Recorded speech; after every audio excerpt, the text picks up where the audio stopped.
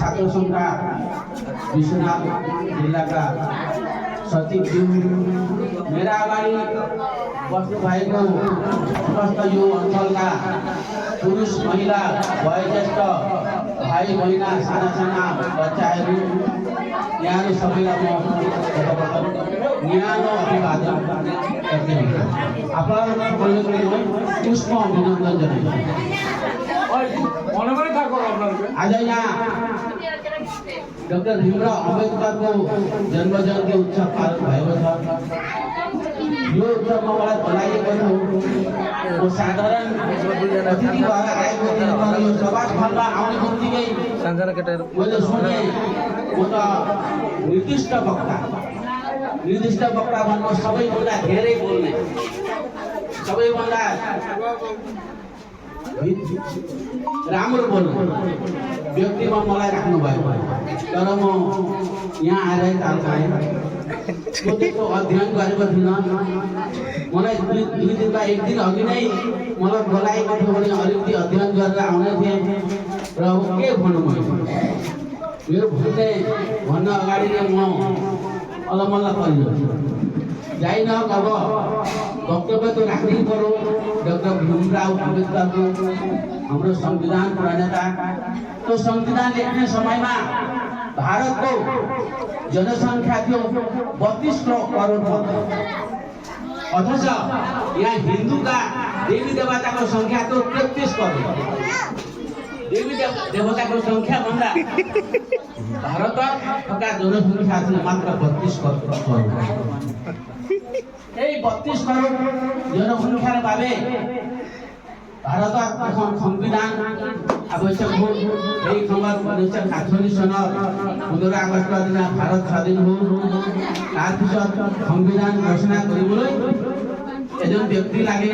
সেই সময়ত সকলোতকৈ শিক্ষিত भारतमा सबैभन्दा शिक्षित व्यक्ति केवल अम्बेडकर भीमराव अम्बेडकर। उनले विदेशमा 32 वटा डिग्री म जसरी डिग्री लिएर आउनुभएको छ उहाँले 32 वटा डिग्री हासिल गरेर आउनुभएको छ अमेरिका इङ्ल्यान्डबाट। र उहाँलाई यो दायित्व त्यही समयको सरकारले जवाहरलाल नेहरूले प्रदान गर्नुभयो र उहाँले यो भारी दायित्व लिएर समग्र पृथ्वीका प्राय देश घुमेर प्राय देशका संविधान अध्ययन गरेर भारतको समाज व्यवस्था अध्ययन गरेर संविधान लेख्न थाल्नुभयो। उहाँको अगाध पाण्डित्य देख्दा सबै चकित पर्छ। भारतत जिमान विदग्ध शिक्षक शिक्षित लोकहरूले সকলোতকৈ বেছি তেওঁ পাণ্ডিত্য আছে।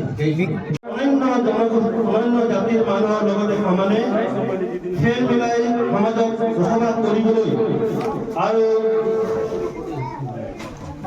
নিজৰ যিটো আত্মমৰ্যাদাৰে জীয়াই থাকিবলৈ এইগৰাকী ব্যক্তিয়ে আমাক সেই সুবিধাটো দিছিলে।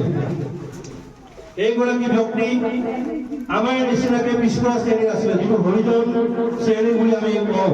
নিশ্চয় নিৰ্দিষ্ট বক্তা আছে, তেখেতে ক'ব। মই অকণমান কথাটো উনুকিয়াই দিছোঁ, যিহেতু সভাপতি সভাই অকণমান আপুনি বুজি পাব লাগিব। তো ডক্টৰ ভীমৰাও ৰামজী আম্বেদকাৰ চমুকৈ BR আম্বেদকাৰ বুলি কওঁ। তেখেতো কোন আছিলে ক'বলৈ গ'লে আমাৰ ভাৰতীয় মানুহসকলৰ কাৰণে সমাজত অস্পৃশ্যতা জাতিভেদ কথা কি ধৰণে গা কৰি উঠিছিলে নহয় জানো। তো আজি এই আমাক আম্বেদকাৰে এটা শিক্ষা দি থৈ গৈছে যে চোৱা হ'ব পাৰোঁ মই নিষ্কুলৰ জাতিৰ এটা সন্তান, কিন্তু তোমালোকৰ উচ্চ কুলৰ জাতিৰ সন্তানতকৈ আমাৰ নিষ্কুলৰ জাতি সন্তানে নিজৰ কৰ্মৰ দক্ষতাৰ বলত এদিন নিজকে প্ৰতিষ্ঠিত কৰিবলৈ সক্ষম হৈছে। গতিকে মই উঠি অহা প্ৰজন্মৰ ছাত্ৰ ছাত্ৰীসকলক অনুৰোধ জনাই ক'ব বিচাৰিছোঁ, কোনোবা গৰাকী মোৰ ভণ্টি হয়তো হ'ব পাৰে দৰ্জী, হয়তো কোনোবা এগৰাকী হ'ব পাৰে বিশ্বকৰ্মা, হয়তো কোনোবা এগৰাকী মোৰ ভাইটি উঠি অহা প্ৰজন্মৰ দাস, হয়তো মোৰ কোনোবা এজন জ্যেষ্ঠ ভগ্নী, হ'ব পাৰে কোনোবা মণ্ডল সম্প্ৰদায়ৰ ব্যক্তি। কিন্তু আপোনালোকে কেতিয়াও অনুভৱ নকৰিব আমি নিষ্কুলৰ সন্তান বুলি। আমি দেখুৱাব লাগিব সেই মহান ব্যক্তিগৰাকীৰ নীতি আৰু আদৰ্শ আমি অটুট ৰাখিব লাগিব। সেই মহান ব্যক্তিগৰাকীৰ নীতি আৰু আদৰ্শৰে আমি আগুৱাই যাব লাগিব, আমাৰ জাতিটোক বিশ্ব দৰবাৰত প্ৰতিষ্ঠিত কৰিব লাগিব।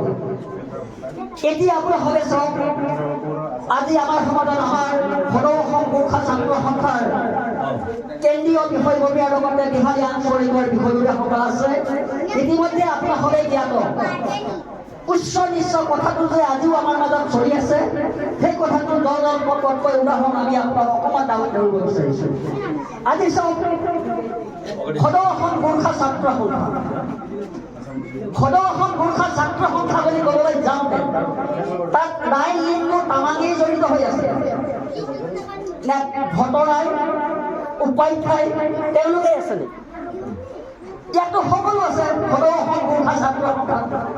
তাতে দৰ্জী আছে, বিশ্বকৰ্মা আছে, সোণাৰী আছে, দানাই আছে, প্ৰতিটো জনগোষ্ঠী ব্যক্তিয়ে ছাত্ৰ সন্থাত জড়িত হৈ আছে। কাৰ কাৰণে? দেশৰ কাৰণে। কাৰ কাৰণে?